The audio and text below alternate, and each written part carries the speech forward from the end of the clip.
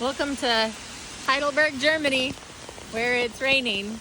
As the weather was crap, we actually weren't going to go out, but we did decide to venture out, and we found this really cool local brewery called Herrlich. The rain subsided when we were ready to leave, and we decided to go venture out into the old city.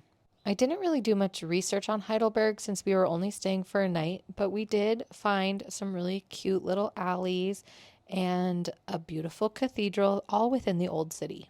We were just wandering and we came across this bridge that had a wonderful view of the city, and I got my first view of Heidelberg Castle. The old city was pretty quiet and a lot of things were closed, but we enjoyed just wandering around when it was quiet, and we jumped on a bus back to our hotel to call it a night. Although we were leaving the next day, we knew the one thing we wanted to do before leaving was to visit Heidelberg Castle. We entered on the Bergway, meaning Castle Road, which takes about 5 to 8 minutes. To enter the castle is €11, and it's €6 for an additional tour. Welcome to Heidelberg Castle. Heidelberg Castle was built across several different decades, with the first dating back to around the year 1214. The castle is home to the Deutsches Apothekenmuseum, or the German Pharmacy Museum. It's free to enter, and I highly recommend visiting.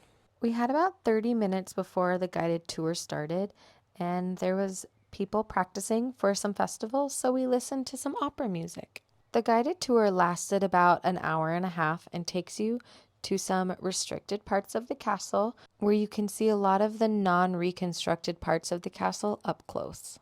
Something I found very interesting is that this castle has actually been destroyed twice because of lightning and was only really partially rebuilt since the demolitions in the 17th and 18th century. Before leaving, we took a visit to the Heidelberg Tun, which is the world's largest wine barrel, built in 1751 and can hold just over 58,000 gallons of wine. We just walked down from Heidelberg Castle and there's a cute old lady selling fresh apples, apricots, and strawberries for €3.